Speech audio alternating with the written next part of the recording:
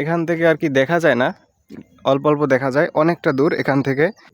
আর guys একটা বিষয় দেখুন, এখানে কিন্তু একটি টাওয়ার আছে। এই একজন মাঝি যাচ্ছে, হয়তো তিনিও মাছ ধরতে যাবে।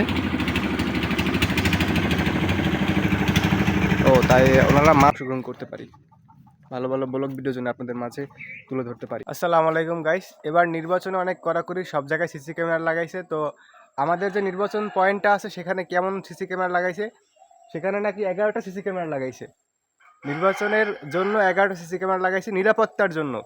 এবার যেন সরকার সুষ্ঠু একটা নির্বাচন করতে পারে, সেই কারণে কোনো গ্যাঞ্জাম জানি না হয়, গুন্ডা পান্ডা এসে যেন বিরোধী দল, ধরেন বিএনপি জামাত বিরোধী দল, আবার জামাতের বিএনপি বিরোধী দল যেন ঝগড়া না করতে পারে, মারামারি না করতে পারে, তার জন্য 11টা সিসি ক্যামেরা লাগাইছে। প্রত্যেকটা সেন্টারে এরকম লাগানো হয়েছে। আমি মনে করি এবার নির্বাচনটা সুষ্ঠু হবে। আপনি কি মনে করেন? সুষ্ঠু হবে না এবার নির্বাচনটা? গাইস, আমাদের গ্রামে বড় একটি মাদ্রাসা আছে, গাজীপুর নেসারিয়া ফাজেল ডিগ্রি মাদ্রাসা। এই মাদ্রাসাতেই আমাদের আর কি সেন্টার পড়বে, ভোটিং সেন্টার, যেখানে আমরা ভোট দিতে আসবো সকালবেলা, সকালবেলা ভোট দিতে আসবো এখানেই আমরা। আমাদের সেন্টারটা আগে ছিল ওদিকে ছিল। আমরা আমাদের বাংলাদেশে আর কি সুষ্ঠু একটা নির্বাচন দেখতে চাই। দীর্ঘ 17 বছর নির্বাচন দেখতে পারেন, এই সুষ্ঠু নির্বাচন তো এবার দেখতে পারবো ইনশাল্লাহ। সেদিন তো আমার ফোনটা কিনলেন না, আজকে ভিডিও করে নিতে আসি। ফোনটা কিনেন, 500 টাকা দিয়েন। দেখ তোর কেউ কিনে নাকি 500 কেন 1000 টাকা ফোন কেনা যায়? এটা কিনবেন? এটা কয় টাকা? এটা 600 দেবেন। 600 ক্যামেরা সহ? তোর কিছু লাগবে না, খালি ভোট কান দিবি না। খালি ফোন কান? হ্যাঁ, খালি ভোট দিবি, ভোট আর কিছু আমার লাগবে না। তোর ডিসপ্লে আমার লাগবে না, হ্যাঁ, কভারও লাগবে না, খালি বোট, মাথার বোট। হ্যাঁ 600 টাকা? হ্যাঁ। এই মাথার বোট খুললে বিক্রি করেন না? তোর চলেই তো খালি মাথা বাট কি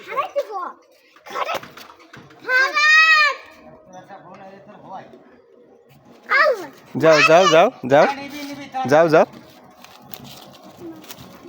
যাও, ভয় নাই, যাও আস্তে আস্তে যাও।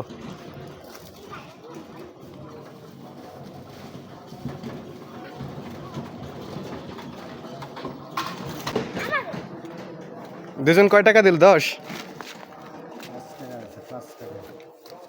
দেখি দুজনে 5 টাকা দিছে। 5 টাকায় মামা কি দেয় তারে? দুইজন আছে, ভাগ করে দেবো। 5টায় বেচা যায় নাকি? 5 টাকায় মামা সোনপাপড়ি দেবে, এটা মানবিকতা বলা যায়। এই দিল 5 টাকায়, 5 টাকায় 2 ভাগ গাইস, 5 টাকায় 2 ভাগ। কি 5টায় বেচা যায়? তোরা ছোট মানুষ কি পাল্লা আছে? এটা পাচ্ছে বোনাস। দেখেন 5 টাকায় কত করে দিছে মামা। মামা এতে কি আপনার লাভ হয় মামা? লাভ নাইলে বেশি দিবে।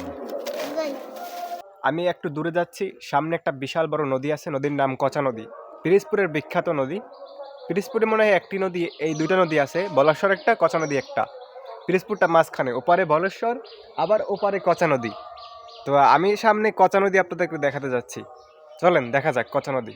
প্রাক্তন মাদ্রাসা এটা, মানে এখন এখানে যেহেতু নদী ভাঙন চলতেছে, তার জন্য মাদ্রাসাটা সামনে নিয়ে ওইখানে রাখছে। তো ওই পাশে এই বেড়িবাঁধ, এই যে বেড়িবাঁধ দেখতে পাচ্ছেন, পাশেই কচা নদী। এই যে গাইস, পিরিজপুরের একটা নদী কচা নদী, সামনে বেকুটিয়া, সামনেই বেকুটিয়া ব্রিজ আছে। এখান থেকে আর কি দেখা যায় না, অল্প অল্প দেখা যায়, অনেকটা দূর এখান থেকে। এটা তো কচা নদী, এই কচা নদী কিন্তু বিশাল, একদম ওই মাথা থেকে একদম ওই মাথা পর্যন্ত। আর ওই মাথা হলো বেকুটিয়া ব্রিজ, আর তার নিচেই টোল প্লাজার নিচেই কিছুটা নিচে একটি রিসোর্ট সেন্টার, যেখানে আর কি নদীর পাশে একটা রিসোর্ট বানাচ্ছে ছোটোখাটো, সেখানে অনেক মানুষ ঘুরতে আসে। আর গাইস একটা বিষয় দেখুন, এখানে কিন্তু একটি টাওয়ার আছে, পুরা নদীর মাঝখানে টাওয়ারটা নির্মাণ করা হয়েছে। এই টাওয়ারটা নির্মাণ করতেও ব্রিজের মতো বড় বড় পাইলিং করতে হয়েছে, মানে পিলার দিতে হয়েছে নিচে। আর এই কচা নদীতে থাকে অনেক ইলিশ মাছ, রূপালী ইলিশ মাছ। অনেক মাঝিরা আছে নৌকা নিয়ে, এখনও মাছ ধরতেছে, মানে জাল পাচ্ছিল সকালবেলা, সেই জালগুলো এখন ওঠাচ্ছে, এরকম বিষয়। আর বরাবরের মতো আমি তো আপনাদের পাশে আছি, আমাকে সাপোর্ট করবেন। আমি যেন আরও দ্রুত আরও অনেক ভিডিও আপনাদের মাঝে নিয়ে আসতে পারি, অনেক জায়গায় যেতে পারি। আমি তো এখন গ্রামে থেকে থেকে ভিডিও করছি, যেন আরও দ্রুত অনেক জায়গায় যেতে পারি, আরও দূরে দূরে ভালো ভালো রিসোর্ট প্ল্যানে যেন অংশগ্রহণ করতে পারি, ভালো ভালো ব্লগ ভিডিও যেন আপনাদের মাঝে তুলে ধরতে পারি। তো এই কচা নদী এখন সামনেই দেখতে পাচ্ছেন, আবার ওই বেড়িবাঁধ। আর এই নদী ভাঙনের জন্য এই বেড়িবাঁধগুলো সরকার থেকে তৈরি করে দেয়।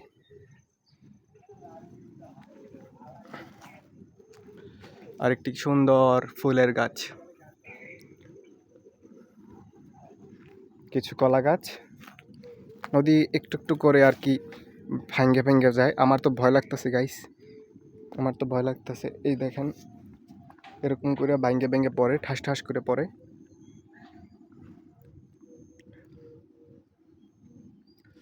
গাইস সেই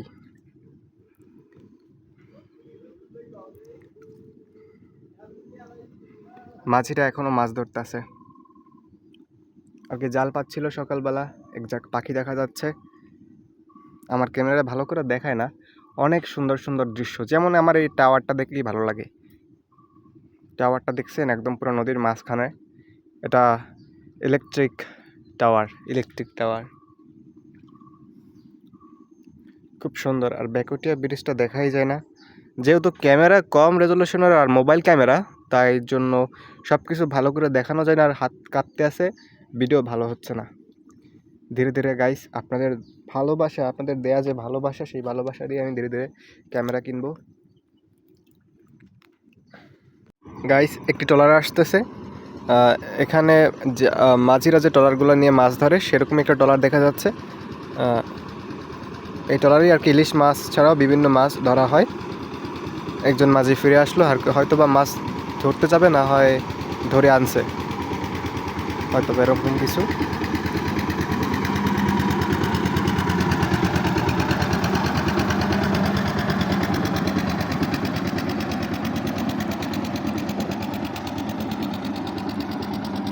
দেখতেই পাচ্ছেন দীর্ঘদিন ধরে এই একই সমস্যা, শুধুমাত্র এদিক দিয়ে ভাঙন হয় আর ওই কোণা থেকে শুধু চর পড়ে। এদিক দিয়া এরকম ভাঙে আর ওই কোণা থেকে ওরকম চর পড়ে। দীর্ঘদিন ধরে এই সমস্যা।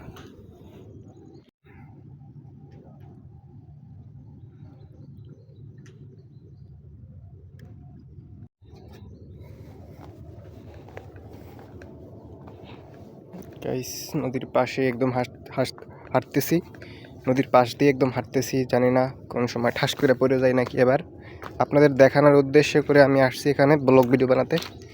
দেখুন একটি ছোট একটি নৌকা আছে এখানে। আমি একজন মাঝির সাথে কথা বলতে চাই। গাছের শিকড় একদম বার হয়ে গেছে, মাটি আর নাই দেখা। এটি নারিকেল গাছ। আরেকজন মাঝি যাচ্ছে, এই একজন মাঝি যাচ্ছে, হয়তো তিনিও মাছ ধরতে যাবে। ও তাই ওনারা মাছ ধরতে যাচ্ছে, যেহেতু জ্যাকেট নিয়ে যাচ্ছে এবং ওই যে কাপড়ে ঢাকা জাল নিয়ে যাচ্ছে, হয়তো মাছ ধরতে যাবে। ছোট এই নৌকাটা, এগুলো দিয়ে হয়তো ছোট ছোট মাছ ধরে বা ছোট ছোট জাল পাতে, মানে ধারে কাছে, দূরে যায় না। দূরে যাওয়ার নৌকাগুলো হলো সাধারণত আপনার ইঞ্জিন বসানো থাকে। আর ধারে কাছে যে যায়, সে এই নৌকা দিয়ে যায়, বৈঠা বেয়ে বেয়ে যায়, কিংবা যখন ভাটা থাকে ভাটার দিকে যায়, যখন জোয়ার থাকে জোয়ারের দিকে যায়। তাহলে আর বইটা বর কোনো প্রয়োজন পড়ে না। তো গাইস আমি কি নৌকাটা উঠবো? গাইস না, আমার সাহসে কুলাচ্ছে না। গাইস আজকে সম্ভবত ওদিক থেকে মাঝিরা সবাই ওদিকে জাল বিছাতে যাচ্ছে, জাল বিছাবে আর রাত্রে জাল তুলবে, সকালবেলা ফিরে আসবে। মাঝিরা আজকে সবাই ওদিকে যাচ্ছে। এই একজন মাঝি যাচ্ছে, পরপর তিনজন মাঝি যাচ্ছে, পিছনে আর একটি মাঝি আছে। এরা সবাই মাছ ধরে, ইলিশ মাছ ছাড়াও বিভিন্ন ধরনের মাছের জাল এদের কাছে আছে। এই একজন যাচ্ছে, সাথে আর একজন আছে, এই যে একজন আছে। এরা সবাই মাছ ধরতে যাচ্ছে। গাইস এই যে মাঝিগিরি করে কিন্তু তাদের সংসার চলে, প্রত্যেকের মাছ ধরে ঠিকই, কিন্তু এদের মাছের যে দাম, 1 কেজি ইলিশের দাম 800 থেকে 900 টাকা।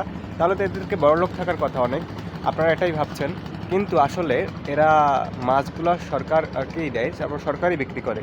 একটা ধাপে ধাপে এই মাছগুলো তারা বিক্রি করে, সরাসরি বিক্রি করতে পারে না 800-900 টাকায় বা 500-600 টাকায় ইলিশ মাছ। তাহলে এরাই সব থেকে বড়লোক থাকার কথা, কিন্তু এরা যেরকম ইনকাম করে সেরকম ফল পায় না।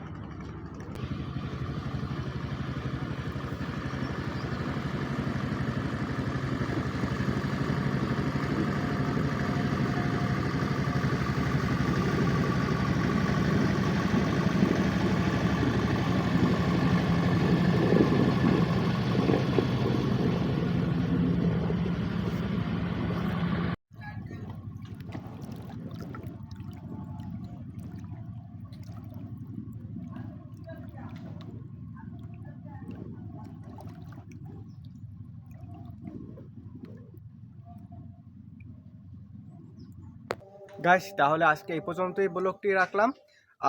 আগামী কোনো দিনে দেখা হচ্ছে নতুন কোনো ব্লগ ভিডিওতে। তো আজকে আমাদের নিজস্ব গ্রাম অঞ্চলে একটা ব্লগ ভিডিও তৈরি করে আপনাদের দেখালাম।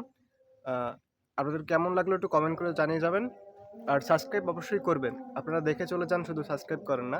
অবশ্যই সাবস্ক্রাইব করবেন আর একটা লাইক দিবেন। আমি বাড়ির দিক চলে যাব। তো আপনারা সবাই যারা যারা ভিডিও দেখেন প্রত্যেকেই লাইক দিবেন, লাইক লাগবেই। সাবস্ক্রাইব না করেন না, লাইক দিবেন। আমি বাড়ির দিক চলে যাচ্ছি এখন।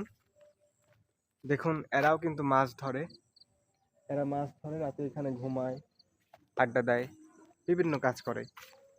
আর এখন অবসর টাইমে ক্যারাম বোর্ড খেলে, তাস খেলে।